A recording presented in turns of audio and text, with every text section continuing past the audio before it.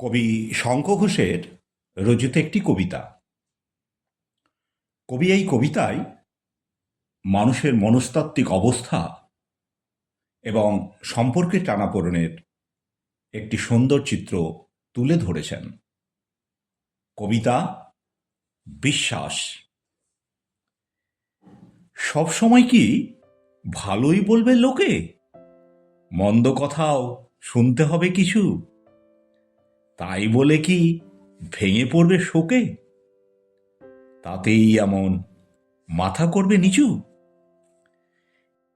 এও প্রকৃতির জোয়ার ভাটার মতো, যাওয়া আসার ছন্দ মেনেই চলে।